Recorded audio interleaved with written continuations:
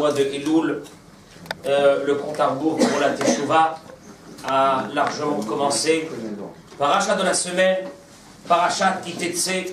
La Torah nous dit Kitetse la milchama aloivecha. Quand tu sortiras en guerre contre tes ennemis.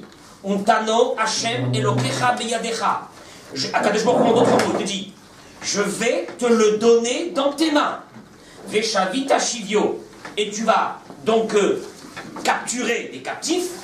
Veraïta bashivia, et tu verras parmi les captifs, Eshet Yefatoar, une belle femme d'aspect, Vechashaktaba, et tu la désireras, Velakarta lecha leisha, et tu la prendras comme femme. Donc la Torah nous dit tu l'amèneras chez toi à la maison, elle va se raser la tête, entre guillemets, elle va pleurer son père et sa mère pendant 30 jours pour essayer de dissuader ces personnes de se marier avec elle.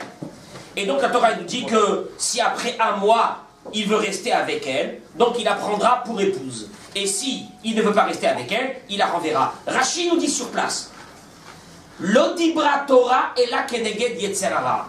La Torah a parlé, entre guillemets, pour le yetzerara. Quoi? Chez Imel HaKadosh Baruch Hu mitira, car si Dieu ne lui permet pas de prendre, cette belle captive, Yissa en abeissou. De toute façon, il se mariera avec elle dans l'interdit. Alors donc, il vaut mieux que quoi? Que la Torah lui permette pour ne pas qu'il se marie avec elle dans l'interdit. De là, la de nos maîtres, Rav Avramsky dit, c'est une preuve d'ici, de ce Rashi qui est quand même aberrant, c'est une preuve que le reste des mitzvot que nous avons reçus, les 613 mitzvot, personne ne peut dire, je n'arrive pas à les faire. La preuve, s'il y avait une mitzvah qu'on n'arrivait pas à la faire, nous aurions eu une dérogation, comme ici. Ici, il y a une dérogation. On sait que ce soldat, il va aller en guerre, il va voir là-bas une belle captive, il va la désirer. La Torah dit, on ne peut pas faire autrement, parce que de toute façon, il va se marier avec elle. Autant lui permettre. Il dira à Avramsky, ce qui veut dire que quand la Torah t'a interdit quelque chose, c'est parce que l'homme est en mesure de l'accomplir, car s'il n'était pas en mesure de l'accomplir, la Torah ne t'aurait pas donné une mitzvah que tu n'es pas en mesure de l'accomplir. La preuve, c'est que cette femme-là, la Torah lui permet. Mais par contre, nous voyons... Oui, pardon. J'avais des contre-exemples, il y avait Soraya Moumoré, etc. Une seconde, on arrive.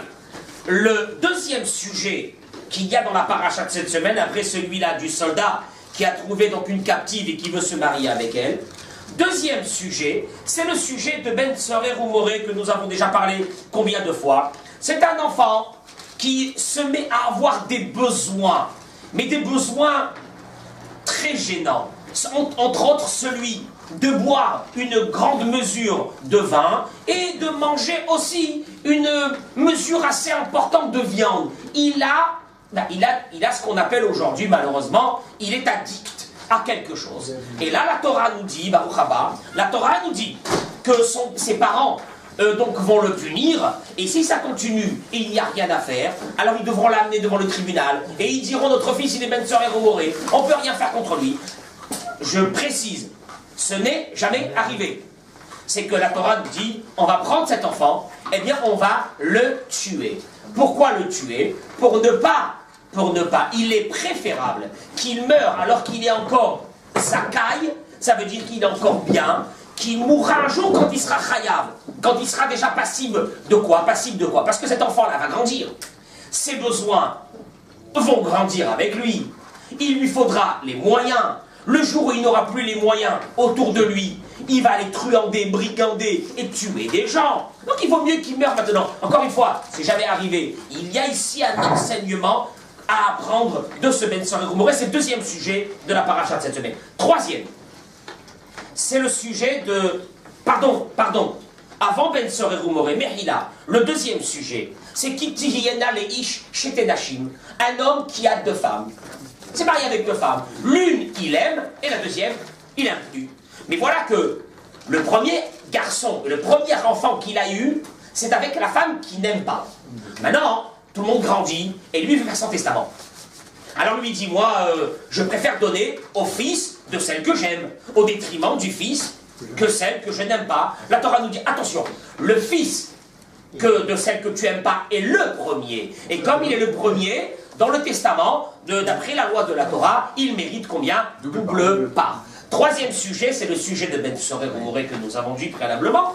Quatrième sujet, c'est la Torah nous dit que si on a, allez-nous juger un homme et qu'il est passible de la peine de mort, eh bien cet homme-là, on ne devra pas le laisser sur la potence jusqu'au lendemain matin, parce que, entre guillemets, le passage qui dit, car la malédiction de Dieu, elle se trouve ici, et Rachi ramène les paroles du Midrash, cela équivaut à un roi qui avait un frère jumeau qui lui ressemblait. Voilà que le frère jumeau est devenu un grand truand, on l'a attrapé, on l'a pendu. Et quand on l'a pendu, les gens ils disaient, il y a le roi qui est sur la potence. Nous avons sur notre visage le Tselem Elohim, l'image d'Akadosh Baruch Hu, donc il ne faut pas le laisser sur la potence. 4 sujets comme ça qui apparemment n'ont rien à voir. Et il vient et te dit, Rachi, attention, la Torah t'a autorisé, parce qu'elle ne peut pas faire autrement, de te marier avec cette Goya. Mais sache une chose, c'est que déjà, après quelque temps, tu vas l'haïr. C'est ce qu'on a parlé. Pas seulement ça, l'enfant qui sortira d'elle est mauvais. Pourquoi il est mauvais? Hein? Non. Non, il y a des goyotes qui ont fait, qui se sont convertis. Elles ont de très bons enfants, non? Non. Stéphane, cette femme ne voulait pas se convertir. C'est une prisonnière, c'est une captive. Donc il est évident qu'elle n'a pas fait ça par un travail de soi. Donc il est évident que ce qui est mauvais dans cette femme, est resté mauvais, elle va le transmettre à son fils. Pas seulement ça, c'est la fin. La fin c'est quoi? C'est que les parents n'auront même pas le courage de l'amener devant un tribunal, et donc cet enfant un jour on va le retrouver pendu sur la potence. Voilà un petit peu ce que la Torah prévoit en tout cas à cet homme. On va revenir tout à l'heure sur ce sujet, parce que c'est un sujet qui mérite d'être développé. Qu'est-ce qui se passe avec ces soldats que la Torah leur a autorisé de prendre cette femme? On va revenir sur ça tout à l'heure. Oui, une Goya, c'est une Goya. C'est une Goya, c'est vrai, hein? Ça nous interpelle. C'est quoi cette histoire? Ah bon, tu peux pas faire autrement? Tu as besoin de te marier avec une Goya? Eh bien, on te permet une Goya, il n'y a aucun problème. Faut qu'on comprenne qu'est-ce qui se passe ici. On le verra tout à l'heure. Très bien. Les batailles. Le Zohar, le Kliyakar dans la paracha de cette semaine, ramène ce que dit le Zohar, Rabbi Shimon Bar Yochai, Zechuto Yagen Aleinu Amen. Il dit le Zohar, sachez une chose, que cette paracha de Kitetse, les premiers versets de Kitetse, elles ont un message très clair. Kitetse la milchama aloivecha. Quand tu sors en guerre contre ton ennemi, le Yetzer Hara, Akadosh Baruch Hu te dit le Zohar, je te promets, Untano Adonai Elohecha beyadecha. Je te promets que je te le donnerai dans tes mains. Si tu sors en guerre contre ton Yetzer Hara, qui est à l'intérieur de toi, on va expliquer ce que ça veut dire, qui c'est d'abord le Yetzer Hara. Comment sortir en guerre contre lui? Et comment Dieu va nous aider, de quelle façon il va nous aider à ce que nous puissions faire Teshuvah. On parle de Teshuvah. C'est quoi Teshuvah? Teshuvah, ça veut dire se repentir. Ça veut dire quoi se repentir? C'est-à-dire commencer à se battre contre qui? Contre ses démons, contre son Yetzer Hara. C'est ça un peu le message que la Torah veut nous donner. C'est ce qu'il dit le Zohar et c'est ce qu'il dit le Kliyakar. La Torah te dit Untano Hashem Elokecha beyadecha, une promesse d'Akadosh Baruch Hu, que Akadosh Baruch Hu va t'aider à ce que tu pourras gagner ton Yetzer Hara. Il faut savoir, Rabotai, la guerre contre le Yetzer Hara, Simon, normalement, elle est déjà perdue d'avance. Pourquoi elle est perdue d'avance? Parce que Kioumesh, Ve'anachnu Basar Vadam, on le dit dans la prière, c'est du feu, c'est un malach. Et nous, qu'est-ce qu'on est? De la chair, du sang, on n'est rien du tout. Mais vadaï que les Chaora. Eh bien, la Gemara, elle dit d'ailleurs dans Masechet Souka, le seul qui a pu gagner le malach, c'est qui? Yaakov Avinu, c'est tout. Et à quel prix? Mais vadaï qu'on ne peut pas. La Gemara dans Masechet Souka dit Yitzro shel Adam mitgaber alav bechol yom. Il faut savoir que le Yetzer Hara de l'homme se renforce tous les jours, Stéphane. Ça veut dire quoi, il se renforce? Ne pas croire que le Yetzer Hara qu'on avait l'année dernière, au mois de juillet dernier, c'est le même qu'on a maintenant. Il s'est renforcé. Yitzro shel Adam mitgaber. Il se renforce sur l'homme chaque jour. Ve'il malé, la Gemara terminée dit. Et si ce n'est que Akadosh Baruch Hu be'ezro, si ce n'est que Dieu nous aide. Mais jamais on n'aurait pu même commencer un combat dans notre vie contre le Yetzer Hara, ça ne veut rien dire. C'est un malheur. Et regardez Rabotaï, jusqu'à où le Yetzer Hara, il se trouve. Parce qu'il faut comprendre une chose, le Yetzer Hara, quand il prend possession d'une personne, il lui fait rentrer sa force à lui, à l'intérieur de la personne. C'est pas simplement il est là, le Yetzer Hara, t'as du Yetzer Hara. Non, il te donne sa force. Où on le voit? Rabotaï, c'est une marade dans ma série de Kiddushin d'Afpé Aleph. Quand on l'a raconté déjà une fois, elle est gênante, cette Gemara. Il faut savoir qu'elle est gênante. Mais la Torah n'a jamais rien caché. Mais Bémet, c'est gênant. La Gemara raconte l'histoire suivante, vous la connaissez, vous l'avez entendu déjà. Il y avait dans une grande ville en Israël un très très grand rave. Il s'appelait Rabbi Amram Hassida. Rabbi Amram Hassida, Chassid, c'est pas Chassid qu'il avait des péodes.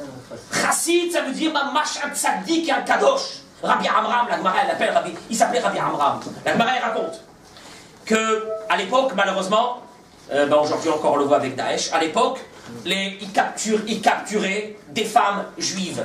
Nos ennemis, les Romains. Et donc les Juifs partaient et ils rachetaient ces jeunes filles et ces femmes pour les ramener à leurs parents. La Gemara dit, un jour ils ont ramené une captive. Ils ont dit, on va la garder, le temps qu'on la rend aux parents. Eh bien, l'endroit le meilleur où on peut la mettre, c'est où? Dans la maison de qui? De Rabbi Amram. Alors, on n'a pas voulu la faire entrer dans la maison de Rabbi Amram, mais on a trouvé qu'en haut de la maison de Rabbi Amram, il y avait le grenier. Donc, dans le grenier, on va la faire monter. Comment on va la faire monter, la Gemara dit? On a apporté une échelle. L'échelle était portée par 10 personnes. Elle devait être sûrement très lourde. 10 personnes. La Gemara dit, ils ont apporté l'échelle.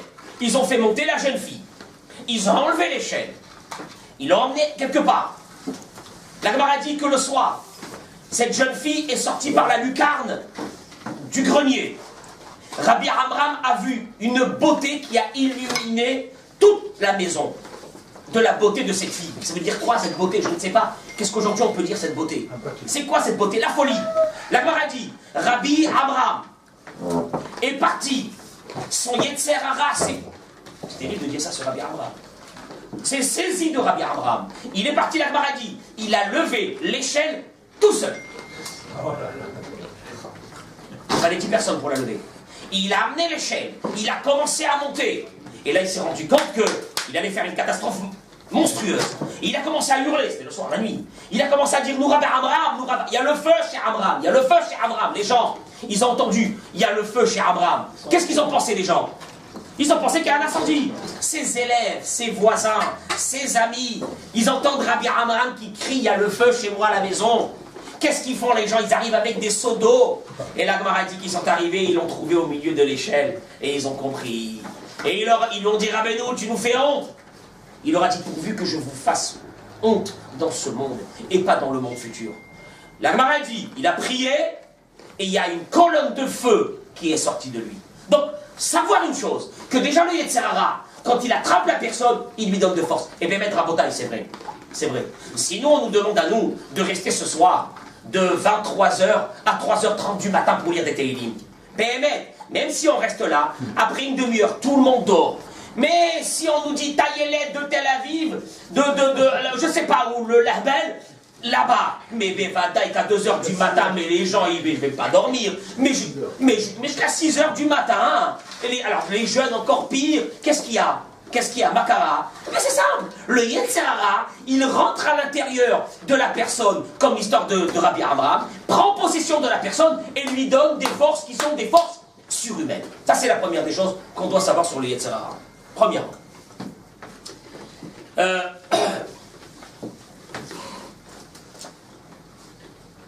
Comment est-ce qu'on sort en guerre contre le Yetzer Hara, Stéphane? Comment on va sortir? Comment on fait? Par quelle façon on va procéder pour sortir en guerre contre notre Yetzer Hara qui est en nous? De quelle façon on le fait? La réponse, la Gemara dans Masechet Brachot Daf He, elle dit la chose suivante. Amar Rabbi Levi bar Chama, Amar Rabbi Shimon ben Lakish. Il a dit Rabbi Levi bar Chama de la part de Rabbi Shimon ben Lakish. Les Olam Yargiz Adam Yetzer Atov al Yetzer Hara. Qu'est-ce que ça veut dire Yargiz? Toujours l'homme doit faire monter son Yetzer Atov contre son Yetzer Hara. Qu'est-ce que ça veut dire le faire monter? Rachid dit faire la guerre contre le Yetzer Hara. Ça veut dire quoi faire la guerre contre le Yetzer Hara? Qu'est-ce que ça veut dire? Vient Rabbeinu Yona dans Sha'aret Tshuva. Rishon, Rabbeinu Yona, il dit la chose suivante. Il dit Rabbeinu Yona dans Sha'ar Aleph. Veyazor Hashem. On va faire la guerre. Faire la guerre comment? On va commencer par quoi? On va commencer par quoi? On a la colère, on a l'envie de l'argent, on a l'envie d'aller nous des femmes, on a l'envie de ça, on a l'envie d'Agava, on a l'envie du Lachon-Hara, on a l'envie de tout. Par où je vais commencer? Par où on va commencer? La colère. Qu'est-ce qu'on fait? Il dit Rabbeinu Yona dans Sha'aret Tshuva, dans Sha'aret Tshuva, dans le Sha'ar Aleph, le premier. Et il dit comme ça. Veyazor Hashem la Shavim, ka'asher en yad tivam maseget. Il dit Rabbeinu Yona, Akadosh Baruch Hu, quand quelqu'un veut faire Teshuvah, il va commencer à l'aider, écoutez bien, à partir du moment où il arrive au maximum de ce que lui, il peut faire.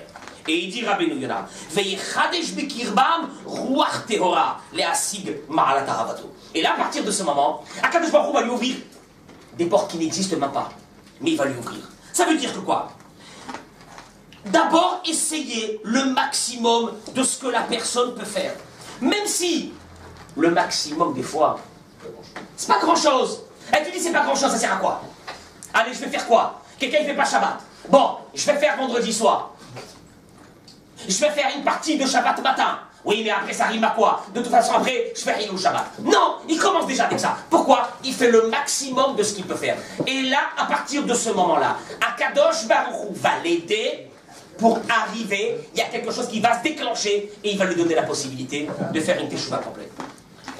D'ailleurs, il dit Rabbeinu Yona, comme il est écrit, Pitrouli Petar Kechudoshem Macha, Akadosh Baruch Hu demande que nous lui ouvrons une porte comme le trou le chat d'une aiguille. Et Akadosh Baruch Hu dit, moi après je vous ouvre des portes comme les portes d'une très grande salle. Fais ce que tu peux faire. Fais le maximum que tu peux faire. Ça c'est la première préparation pour la Teshuvah. Se dire ce que je peux faire. Voilà, je fais un bilan de ce que je peux faire. Je peux pas, merci beaucoup, je peux pas me lever tous les matins à la tefila. J'arrive pas. Bon, tu arrives combien? Un jour, 2 jours, tu arrives, fais ces 2 jours-là. Ne te dis pas, ça sert à quoi? Si je me lève 2 jours et le reste je me lève pas, ça sert à quoi? Ainsi de suite, dans chaque chose, dans la cache-route, je peux arriver à ce niveau de manger tant et tant cachère, je le fais. Ah, de l'autre côté, c'est pas grave, fais d'abord ça. Et si tu le fais, et c'est ton maximum que tu peux faire, Akadosh Baruch Hu t'aidera pour le reste. C'est ce qu'il dira Rabbeinu Yona. Ça c'est la première préparation pour la Teshuvah. On vient de voir que le Zohar il dit sache que tu sors en guerre contre qui? Le Yetzer Hara c'est qui? Il te dit, la Torah te dit contre tes ennemis, contre ton ennemi. Ça veut dire quoi ton ennemi? Regardez Rabotai. Chovot alevavot, Rabbeinu Bachye Ibn Pakuda, qui était un Rishon, qui était je crois en l'an 1020 ou 1030, apparemment c'est presque autant de Rashi. Il dit la chose suivante. Il dit Rashi Ben Adam. Il dit Rashi, Yarabenu Bechaye, sur la Torah, et Yarabenu Bachye Ibn Pakuda. Il a écrit un livre qui s'appelle le livre de Chovot Alevavot, les traités des devoirs du cœur. Ils sont aujourd'hui traduits en français, c'est extraordinaire. Et il dit comme ça, je vais vous lire. Mais regardez Rabotai, comment lui il définit. Qu'est-ce que c'est le Yetzer Hara? Béhémet, comment, qu'est-ce que c'est? Et il dit Ben Adam, être humain, sache, Raoul Lechalada'a, tu dois savoir. Nous, on veut savoir c'est qui notre ennemi le pire dans ce monde qu'on a. C'est nous-mêmes. Il dit, tu dois savoir que ton plus grand ennemi dans ce monde, c'est ton Yetzer Hara. Qu'est-ce que ça veut dire? Et il dit, il s'accroche aux forces de ton âme. Akadosh Baruch Hu nous a donné des forces dans notre âme. On a chacun des forces que l'autre n'a pas. Il y a quelqu'un, par exemple, il a une volonté extraordinaire. Akadosh Baruch Hu lui a donné cette volonté, c'est une force qu'il a dans son âme. Maintenant, cette volonté, elle a été donnée pourquoi? Par Akadosh Baruch Hu, elle a été donnée pourquoi? Pour accomplir son but qu'Akadosh Baruch Hu lui a donné dans ce monde. Le Yetzer Hara s'emboîte même dans cette force-là, et il va détourner cette volonté pour faire quelque chose. Et il dit, il se mélange à la nature de ton esprit. Quand tu crois que tu réfléchis, c'est moi qui ai réfléchi. J'ai réfléchi et j'ai décidé. Ni réfléchi et ni décidé. C'est lui qui est dans ta réflexion de tout ce que tu vas faire dans ta vie. Il collabore avec toi dans la conduite de ta vie, physique et spirituelle. Maintenant, toi tu crois que tu es seul dans ta vie quand tu prends tes décisions. Mais tu sais pas qu'il y a un collaborateur qui est avec toi, mais qui ne te lâche pas, du matin jusqu'au soir, et qui décide avec toi de ce que tu vas faire. Ça, c'est la première des choses. Et il continue, il dit, il vient poser un piège devant chacun de tes pas. Toi, tu vas arriver vers quelque part. Mais tu sais pas que lui, déjà, il a posé des pièges à chaque endroit que tu vas arriver dans ta vie. Tu dors. La nuit, qu'est-ce qu'on fait? Simon dort. Tout le monde dort.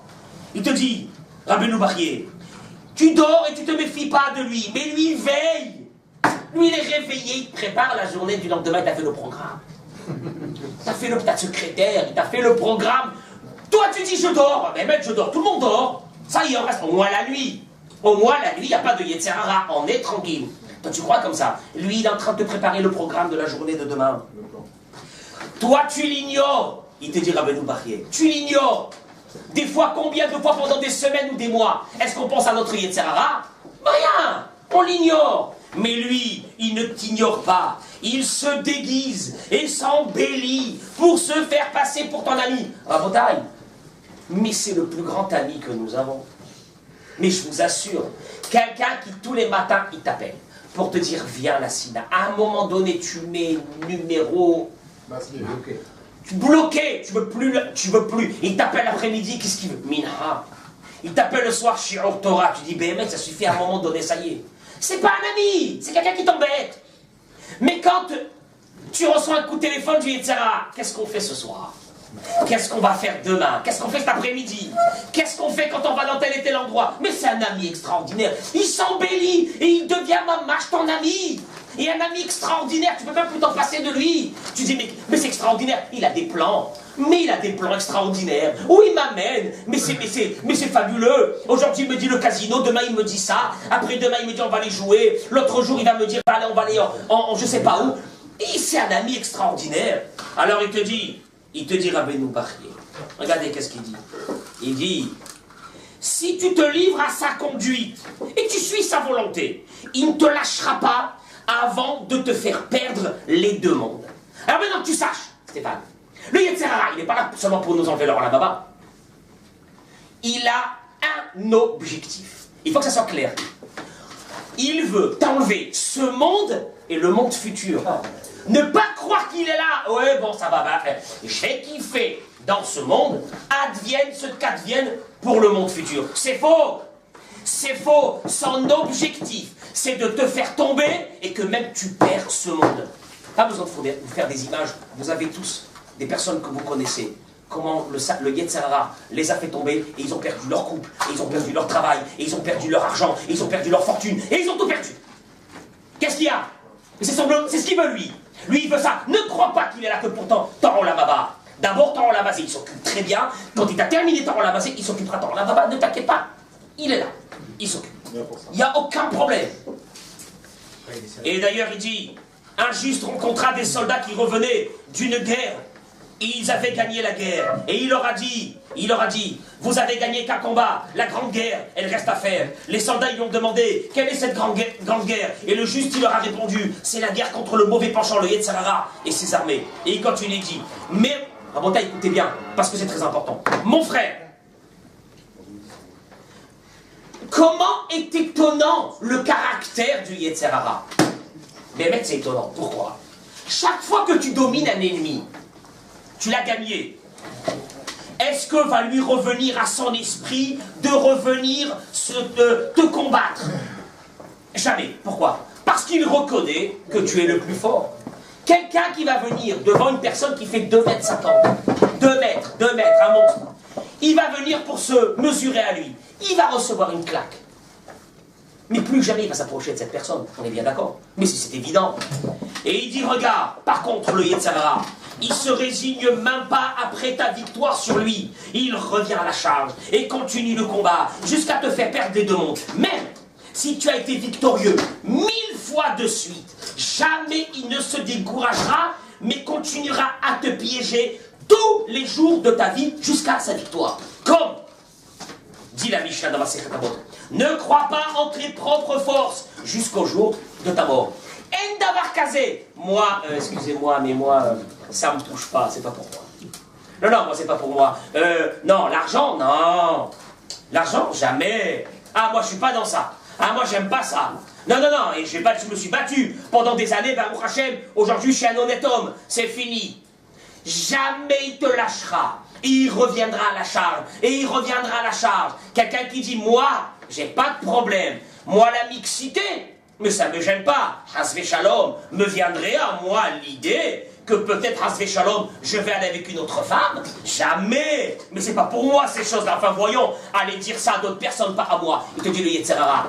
Je t'attendrai tout le temps, jusqu'au dernier jour de ta vie. Et c'est pour cela qu'il est écrit, ne crois pas en toi jusqu'au dernier jour de ta vie. Ça veut dire jusqu'au dernier jour de ta vie, il bosse du premier souffle de la personne jusqu'au dernier. Et là, j'arrive au point le plus important de ce que voulait nous dire le Chavot al-Vavot. Et il dit comme ça.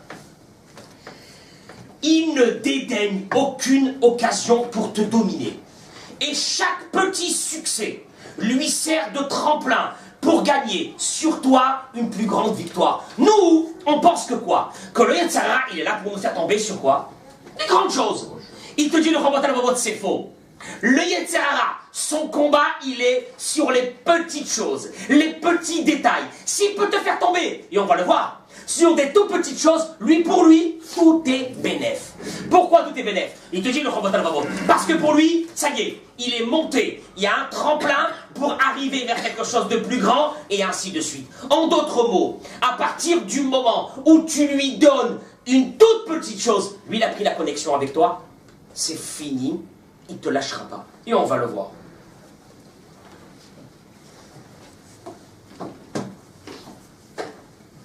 Combat, la guerre, c'est la guerre. C'est la guerre.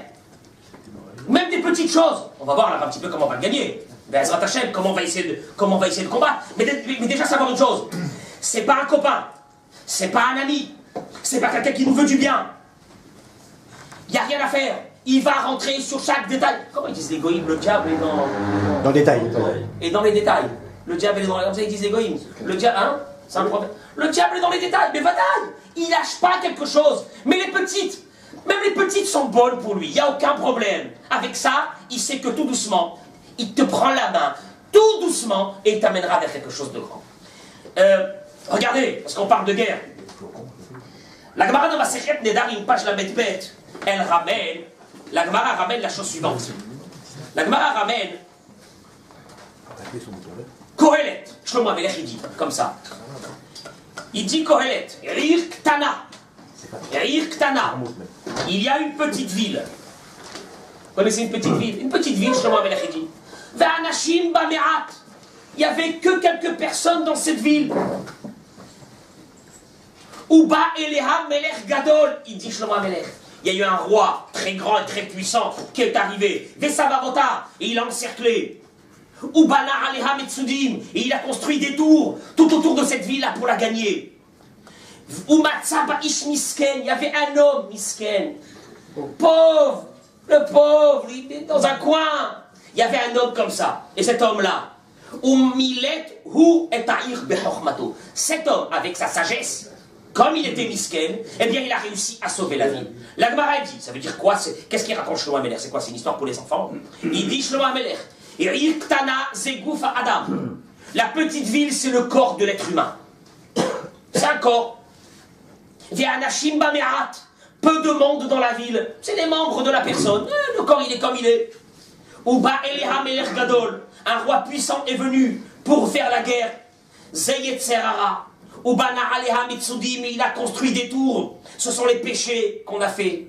Et il y avait là-bas un homme misken et intelligent, c'est le Yetzeratov. Et il a sauvé la ville par sa sagesse. Regardez qu'est-ce qu'il dit au Rachaïm sur ça, parce que c'est terrible. Il dit au Rachaïm la chose suivante. Il dit au Rachaïm,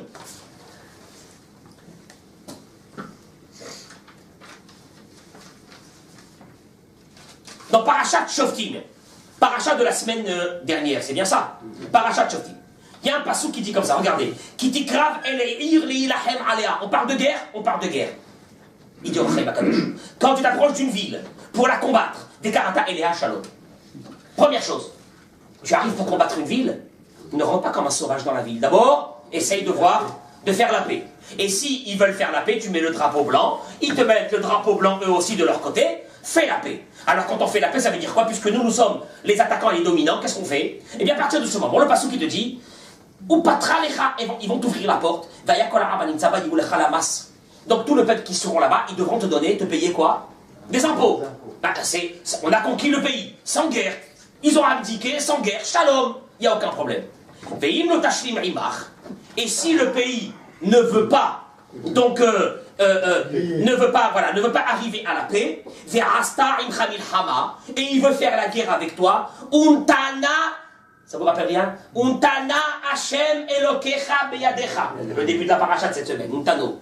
Akadosh Baruch Hu te le donnera dans tes mains. Veikita, donc tu feras la guerre complètement. Il dit Orachaim Akadosh Zechuto Yagen Ralenu Amen. La chose suivante. Il dit comme ça.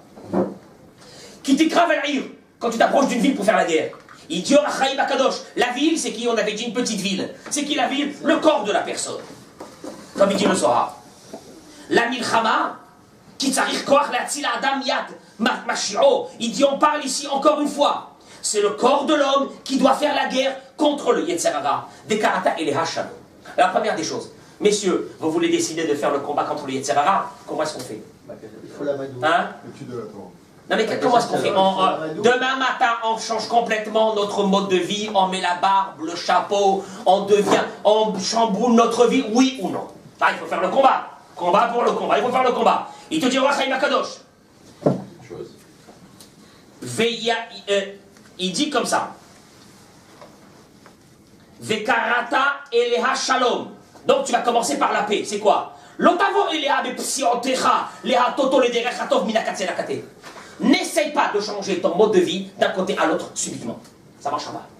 On se Orachaim Akadosh dit, ouais, mais non, mais alors, ouais, si c'est comme ça, on n'arrivera jamais. Et tu dis, Orachaim Akadosh, ça marchera pas. Pas subitement. Et là, bitrila, bekir becha tikra elea shalom. Il te dit doucement chaque chose. Comment? Alors, il lui explique, c'est expliquer au corps. Et de dire au corps que de fait de faire les mitzvot, toi, le corps, tu vas aussi gagner de ça. C'est que ta vie va s'allonger. Et il y aura la vie dans le monde futur. Donc, avancez doucement, étape par étape. Et il continue le Orachaim Akadosh, il dit, Im shalom, et si Béhémet, le corps décide qu'il veut, tu parles avec ton corps et tu lui dis Béhémet, ma vie elle n'est pas bonne, il faut que je la change, il faut que j'essaie de réfléchir un petit peu qu'est-ce qui ne va pas dans ma vie, pourquoi j'ai des problèmes relationnels, pourquoi avec ma femme ça ne va pas, pourquoi avec mes parents ça ne va pas, pourquoi avec mes amis ça ne va pas, qu'est-ce qui se passe? Donc tu réfléchis, tu dis à ton corps, c'est pas comme ça qu'il faut, et tu sens que Béhémet est quelque chose qui a bougé à l'intérieur de toi. Alors, s'il veut la paix, si tu as ouvert une petite porte dans ton cœur et que tu décides de commencer à dire, je vais commencer à changer, Akadosh Baruch Hu va t'ouvrir toutes les portes à l'intérieur de ton corps. Et tu verras qu'il va y avoir une kedusha, une sainteté qui va rentrer. Et donc, tu pourras arriver à changer complètement ta vie. Ça, c'est la première des choses. Et d'ailleurs, il te dit, ve'im lo tashlim, et si ton corps il veut pas, alors il reste une solution, la guerre. C'est quoi la guerre avec le corps? Il dit, Orachaim Akadosh, commence par enlever les plaisirs du corps. Un corps qui vit dans les plaisirs ne pourra jamais se briser pour essayer de changer. Et alors allez-nous, on le voit. Quand Dieu il aime quelqu'un, qu'est-ce qu'il fait? Il veut lui faire tchouva, qu'est-ce qu'il fait? Il lui donne des épreuves. Et des fois des épreuves qui ne veulent rien dire. Et des épreuves qu'à la fin, ils vont passer.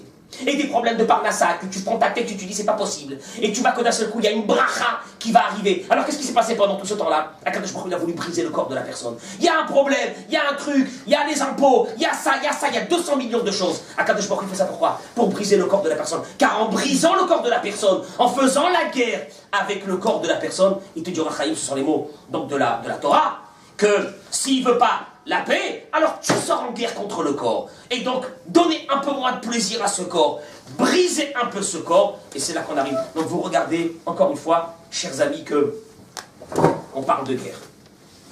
On parle que de guerre, voilà. Donc la Torah n'a jamais dit que oui, bon, le Yetzer Hara, si on peut un peu le chatouiller, c'est très bien, Gam Baruch Yeh Hashem, etc.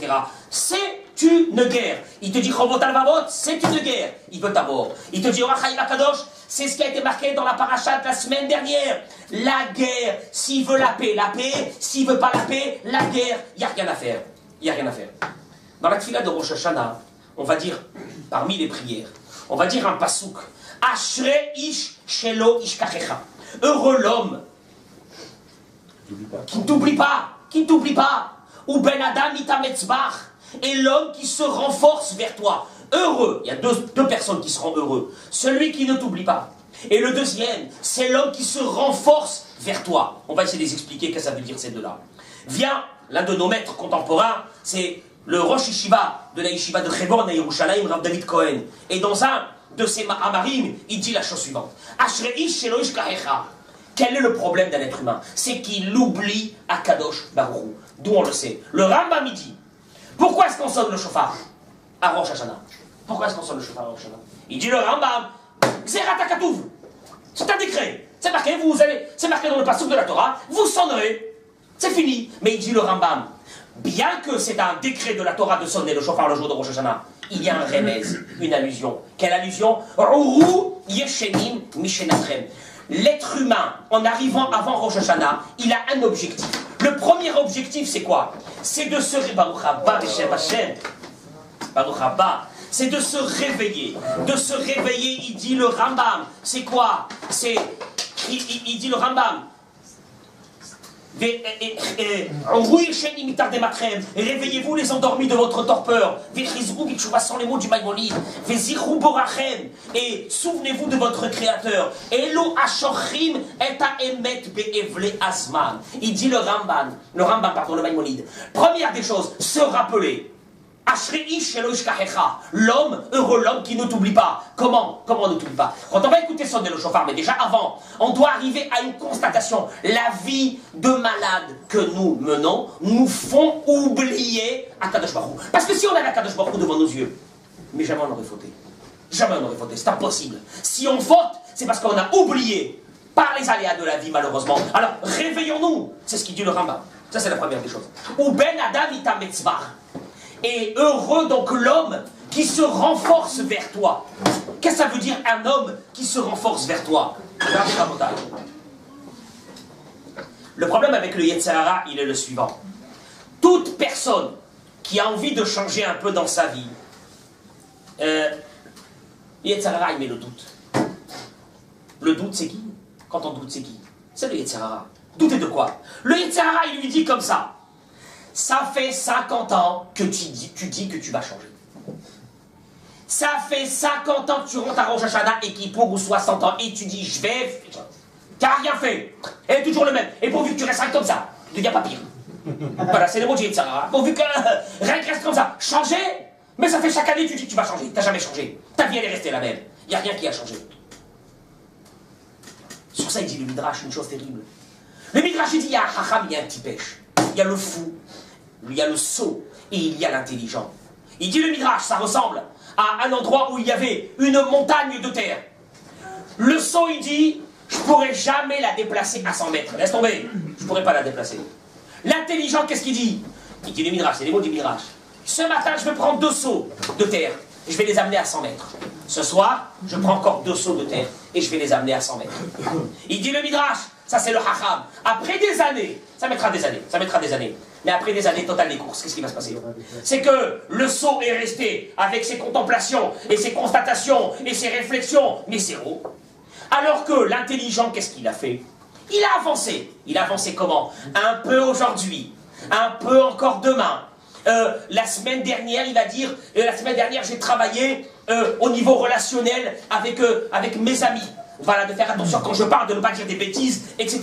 Je travaillais sur ça, Baruch Hashem. Ça fait 1 mois, je n'ai pas dit une bêtise. Le mois prochain, il dit, je rajoute encore quelque chose. Problème relationnel avec sa femme. Qu'est-ce qui ne va pas? Il réfléchit. Je rajoute encore un petit truc, et ainsi de suite. Ça mettra des années. Effectivement, ça mettra des années. Mais après des années, il aura parcouru un certain chemin. C'est la différence. Et le Yetzer Hara, c'est ça. Le Yetzer Hara te dit, ne commence rien. Ça sert à rien de commencer. Et regardez, Rabotai. Quand est-ce qu'on peut arriver à comprendre qu'on peut changer? Mais où est le problème? Le problème, il est d'abord qu'on a un doute. On se demande, est-ce qu'on pourra changer un jour? Là, tu as ton caractère, tu resteras avec ton caractère toute ta vie. De toute façon, c'est comme ça, tu es de père en fils. Ça veut rien dire. On peut changer. La personne peut changer tout doucement. Un peu, mais chaque fois travailler sur quelque chose. Travailler aujourd'hui. Cette année, tu dis voilà, cette année, Be'ezrat Hashem, il faut travailler sur le Shabbat Kodesh. Qui soit un vrai Shabbat. Je vais essayer de rajouter une demi-heure de Limud Torah par semaine. Par semaine, avec une Havouda, une demi-heure, c'est rien, une demi-heure, 3/4 d'heure. Non! C'est le début, c'est un saut, et encore un saut, et à la fin, on verra dans plusieurs années où tu seras. Mais le problème, il est là, le Tzarara te dit, ça ne sert à rien. Le travail est trop grand, il y a trop de choses à faire dans ta vie, il y a une tonne de problèmes, laisse tomber, ça ne sert à rien, de toute façon c'est comme ça, et puis shalom à l'Israël. Le seul problème, c'est que quand tu arriveras à 70 ans ou 80 ans, tu n'auras rien changé, parce que toujours tu es resté dans le sentiment que de toute façon il y a trop à faire, et que tu ne pourras rien faire. Mais regardez Rabotai, Eliyahu Hanavi lui-même raconte, il a écrit un livre, Eliyahu Hanavi, c'est quoi le livre qu'il a écrit? Hein? Ah, vous savez pas qu'Eliyahu Hanavi était auteur d'un livre? Tana Debe Eliyahu. C'est Eliyahu Hanavi. Il dit dans son livre, Tana Debe Eliyahu, il dit la chose suivante. J'ai rencontré un homme, écoutez bien. Il n'avait pas, j'ai rencontré un homme, il n'avait pas ni Torah, ni Mishnah, il n'avait rien fait de sa vie, il n'avait rien étudié. Amar Tilo, il dit Eliyahu Hanavi, je lui ai dit, qu'est-ce que tu vas répondre à ton père qui est dans le ciel le jour du jugement? Qu'est-ce que tu vas dire à Kadosh Baruch Hu? J'ai rien fait de ma vie. J'ai mangé, j'ai dormi, j'ai bu, et voilà. Et j'ai rien fait. Hein? C'est quoi qu'il fait? C'est manger, dormir, boire, etc. C'est que ça. J'ai rien fait. Qu'est-ce que tu vas dire à Kadosh Baruch Hu? Il lui a dit, il était quand même sincère. Hein? Il lui a dit, j'ai une réponse toute prête. Il lui a dit, c'est quoi la réponse? Il lui a dit, Bina vada'at lonatnuli she'ekra ve'eshna. Dieu ne m'a pas donné la tête, l'intelligence pour apprendre la Torah. Ah, rien. Ma tête, elle est bouchée. J'arrive pas. Je ne sais pas. Je ne sais rien. Il lui a dit, quel travail tu fais? Il a dit, je suis pêcheur. Il a dit, comment tu fais? Il a dit, ben, je prends des filets, je les fais de cette façon et de cette façon, je vais dans des endroits spéciaux, je lance mes filets, j'ai une technique pour tirer le filet, pour amasser le poisson. Il a dit, Eliyahu Hanavi, il lui a dit, on t'a donné du ciel, on t'a donné l'intelligence pour être pêcheur. Écoutez bien, parce que ça veut strictement rien dire. On t'a donné l'intelligence pour être pêcheur du ciel. Et l'intelligence pour étudier la Torah, on t'a pas donné. Ouais, effectivement. On m'a donné, hein? Ça n'a rien à voir. On m'a donné l'intelligence pour être pêcheur, oui. Mais pour étudier tout le Talmud, tout le chasse, on m'a pas donné l'intelligence. Ah bien, apparemment, il a compris quelque chose que nous, on n'a pas compris encore. Il s'est mis à pleurer. Il a dit, Eliyahu Hanavi, pour aller apprendre à pêcher, ça, tu avais l'intelligence. Mais la Torah qui est écrite, Kikarov et Lechadavar Meod, qu'Akadosh Baruch Hu, il est là pour te la mettre dans ta bouche. Ça, tu n'as pas compris? Il s'est mis à pleurer sur ça. Et puis, Emmett, la question que tous nos sages posent, elle est la suivante. Mais on voit qu'il y a des gens qui ne sont pas faits pour l'étude. D'abord, il y a des gens que quand ils étaient jeunes, leurs parents leur ont dit qui ne sont pas faits pour les études. Ça, c'est le pire. Tiens, mon fils, t'es hamar. Mon fils, t'es nul. T'es pas comme ton frère. Allez-nous, des catastrophes. Pas chaud d'en faire rentrer dans les enfants, des choses comme ça. De toute façon, t'arriveras jamais à rien. T'es nul, t'arriveras jamais à rien. Ça, c'est la première des choses. Mais c'est vrai qu'il y a des personnes qui vont te dire j'ai pas la tête pour les études. Je suis pas fait pour les études. C'est clair. On a bien vu qu'il y avait un Rav qui s'appelait Rav Brida, qui a enseigné. Il avait un élève qui devait lui enseigner 400 fois pour qu'il comprenne quelque chose. Imagine-toi un peu la tête dure qu'il devait avoir cet élève. En tout cas, cet élève est devenu très grand après. Mais il n'est pas fait pour les études. Vient l'un de nos grands maîtres et dit la chose suivante. Akadosh Baruch Hu. Et regardez qu'est-ce que dit Rovot al-Vavot. Encore une fois, Rabbeinu Bachie sur ça. Les choses que la personne a un besoin vital dans sa vie. Elle a besoin. On lui donne du ciel. Ces choses-là, sans problème. Et il dit Rabbeinu Bachie, regardez, l'air, on a besoin, c'est gratuit. L'eau, c'est un peu moins vital. On peut s'en passer 1 ou 2 heures ou 3 heures. Mais on a besoin. Ça coûte presque rien. Le manger, on peut passer une journée sans manger. Il a un certain prix. Les diamants, qu'on peut s'en passer complètement, ils sont hors de prix. On est d'accord ou non? C'est ce qui dira nos prix. Ça, c'est une chose qui est écrite. Et c'est une loi qu'Akadosh Baruch Hu a mis dans ce monde. Que quelque chose, Stéphane, que tu as besoin dans ta vie et que c'est vital pour toi, Akadosh Baruch Hu te le donnera. Et s'il ne t'a pas donné, c'est que tu n'as pas besoin. Il vient, il y a un avis, il dit la chose suivante. Pêcheur. Comment ça se fait qu'il est devenu pêcheur? Pêcheur, il y a quand même une certaine technique. Pourquoi il n'est pas devenu gardien de parking? Il ouvre la barrière et il la ferme. Ça, c'est le bas du bas, il n'y a rien à faire. Toute la journée, tu ouvres et tu fermes. On est d'accord ou non? Bah, il est devenu déjà pêcheur. Akadosh Baruch Hu lui a donné la faculté pour être pêcheur. Pourquoi? Parce que c'est ce qu'il voulait être dans sa vie, être un pêcheur. C'est-à-dire que pour lui, être pêcheur était quelque chose de quoi? De vital. On lui a donné la possibilité. Il m'a dit, voilà le problème. Si pour toi, aller étudier la Torah, c'était quelque chose de vital, mais certainement qu'Akadosh Baruch Hu t'aurait donné la faculté et la possibilité de pouvoir étudier la Torah. Et si tu n'y as pas arrivé, c'est parce que pour toi, c'est pas quelque chose d'important. C'est ce que nos sages nous disent. Si la personne, on va lui demander à la personne, pourquoi t'as pas fait tes chouvas? Pourquoi t'as pas changé un peu ta vie? Qu'est-ce qu'il va dire? J'ai pas pu. J'ai pas réussi. On va lui dire, c'est parce que tu n'avais pas la volonté. Car si tu avais la volonté, Akadosh Baruch Hu t'aurait aidé. C'est ce que nous faisons dans la prière. On le dit, ou Ben Adam ita metzvach. Heureux soit l'homme qui fait des efforts vers toi. Car un homme qui fait des efforts vers Akadosh Baruch Hu, il n'y a rien à faire. Un homme qui travaille Shabbat et qui sait que pour lui maintenant c'est vital, il ne travaillera plus Shabbat. Mais Bevadaï que Akadosh Baruch Hu va lui envoyer sa parnassa sans problème. Parce que pour lui Shabbat c'est vital, il a besoin de ce Shabbat, il n'y a rien à faire. Je dirais pas plus que même pour lui qu'un homme. J'ai vu des fois des hommes, Béhémet, quand la cavode, moi j'ai rien à dire sur ça, qui gâtent leur femme avec des bijoux, parce que pour cette femme, les bijoux c'est quelque chose de vital.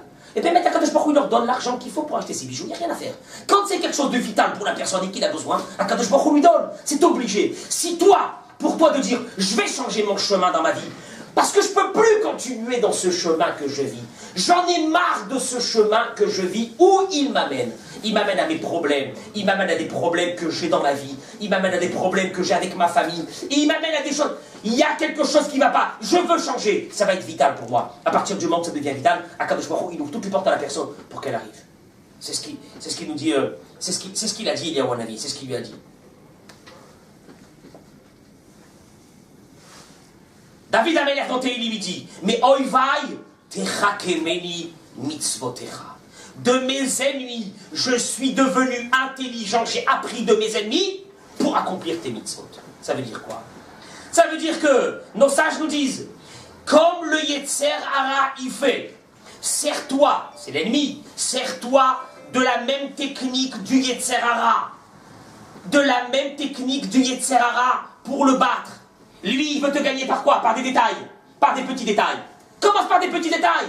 Ça a commencé comment? Ben, il est parti jouer aux cartes une fois. C'est rien. Une deuxième fois, on joue. Ben là, si on ne peut plus jouer aux cartes, alors qu'est-ce qu'on fait? Alors il nous reste rien. Il va discuter avec une femme. Il va sourire, il va qu'est-ce que j'ai bu un café avec elle? Aïe, qu'est-ce qu'il y a eu? Il n'y a eu aucun problème. Le Yetzer Hara, il te dit, moi j'ai besoin de ces petites choses. C'est de là que je vais t'avoir. Et toi, sers-toi justement de petites choses que tu vas rajouter dans la Torah et dans les mitzvot. C'est ce qu'il dit David Amelech. Mais oivai tarkemeni, de mes ennemis, de mon ennemi du Yetzer Hara, qui lui, il vit dans les détails. J'ai appris que moi aussi, je vais me battre. Et regardez Rabotai, où ça nous amène. Personne ne s'est posé cette question, et ça c'était vous. Qui c'est qui partait en guerre? Qui partait en guerre? On a parlé maintenant de la guerre. Qui partait en guerre? On l'a vu dans quel paracha? On l'a vu il y a quelques semaines, que quand les soldats devaient partir en guerre, ils étaient des centaines de milliers de soldats. Le Kohen Ivune, qu'est-ce qu'il disait? Celui qui a construit une maison et qui ne l'a pas encore habitée, qui rentre chez lui. Celui qui a planté une vigne et qui ne l'a pas encore qui n'a pas encore bu son vin, qui rentre chez lui. Celui qui s'est fiancé et qui ne s'est pas encore marié avec sa femme, qui rentre chez lui, etc. Et de moins en moins, il y avait de soldats. Et Chazal viennent et nous disent, pourquoi Pourquoi Kadosh Baruch Hu, il a fait cette chose-là? Pour une seule chose. Parce qu'au fait, il y avait des personnes qui avaient fauté. Et ils savaient que d'aller en guerre avec la faute, ça voulait dire qu'ils allaient mourir à la guerre. De l'autre côté, monsieur. Et donc, qu'est-ce qu'il a fait à Kadosh Baruch Hu? Il a donné des raisons. Maintenant, quand je vois mon ami partir, qu'est-ce que je me dis? C'est pas parce qu'il a fauté qu'il est parti. Qu'est-ce que je me dis? Je me dis, il est parti parce qu'il a acheté une maison, Mazal Tov, il n'a pas encore habité, c'est pour ça qu'il est parti. Je me retourne derrière, on était un régiment entier. Je vois que les soldats qui étaient là, ils sont partis. Ah ben, ceux-là, ils ont 20 ans, 22 ans, ils sont sûrement fiancés, ils doivent se marier. Mais au fait, c'est parce qu'il y avait aussi pas mal de personnes qui avaient quoi? Des avérotes. Et ceux qui avaient des avérotes, donc eh bien, ils retournaient. Viennent nos sages, la Gemara, elle demande, et quel avéra ils avaient? C'est que simplement, il y avait quelques-uns qui avaient sûrement parlé une fois en mettant entre les tefilines de la main et les tefilines de la tête, parce que c'est un sourd de parler, c'est une avéra des ramadans, mais c'est un sourd de parler. Donc ceux-là aussi partaient. Ce qui veut dire que qui c'est qui restait? Gdolé Olam, des Gdolé Olam, les plus grands, les plus grands. Rabotai, je vous pose une question. Et on revient à la paracha de cette semaine. Vous allez me dire si c'est cohérent. Quand tu sortiras en guerre contre tes ennemis, et qu'Akadosh Baruch Hu te les a donnés dans tes mains, Veshavita Shivio, et tu auras des captures, et tu verras parmi les captures une femme qui est très belle, Vechashakta, tu vas la désirer, et tu voudras la prendre pour femme. Il aurait Tu dû la inverser. Hein? Il aurait dû envoyer. Les bonos shel olam. Comment est-ce que tu peux t'imaginer? Il dit Rav Sorotskin dans son livre. Comment tu peux t'imaginer quand tu vois ces Gdolé Olam partir en guerre, avant qu'ils s'en aillent en guerre, tu attrapes l'un de ces grandes sadikim, tu lui dis viens, j'ai une proposition d'une jeune fille pour toi, belle famille. Son père il est curé dans la paroisse du coin. Il va te dire bonos shel olam, t'as pas honte? Tu me proposes la fille du curé? Makara, il est parti en guerre, il ne peut plus se retenir. La Torah, elle te dit, l'odibra Torah et la Keneged. Makara, quoi Yetzerara? On parle ici des plus grands. Les plus grands ne peuvent pas tenir. Il voit une femme, il est obligé de se marier avec elle. Qu'est-ce qui s'est passé? Il vient voir Sorotsky et il te dit une chose. Ça a commencé par quoi? Petit détail. Veraïta. Qui c'est qui t'a demandé de les voir? Qui c'est qui t'a demandé d'aller voir ces femmes? Qui t'a demandé? Veraïta, tu as vu? Verachakta. Et tu as envie. Voilà Rabotai, c'est quoi ce problème? Et je termine avec ce que la Gemara dit. La Gemara dit une chose terrible. Quand on parle de détails, la Gemara dit la chose suivante. La Gemara dit dans ma Sechet Yoma, Maïm Rishonim, Echilou Bassa Hazir. La Netilat Yadaim, elle a causé qu'il a mangé du porc. Et Maïm Aharonim qu'on fait à la fin du repas, elle a tué une personne. Et la Gemara raconte, c'est quoi cette histoire? La Gemara dit, il y avait une fois un moment où c'est que les goïms en Israël, les Romains, avaient interdit de pratiquer la religion. Il y avait un homme qui avait eu un restaurant. Qu'est-ce qu'il a fait cet homme-là? Il vendait de la viande pas cachère d'un côté, et pour les juifs, quand ils voyaient qu'il y avait un juif qui rentrait, il lui donnait à lui de la viande cachère. Comment la Gemara dit, il savait qu'il était juif? Il voyait quand l'homme partait faire quoi? Netzilat Yadaim. Voilà qu'un jour, un homme est rentré, il s'est assis et il a mangé. Il lui a donné la facture pour payer.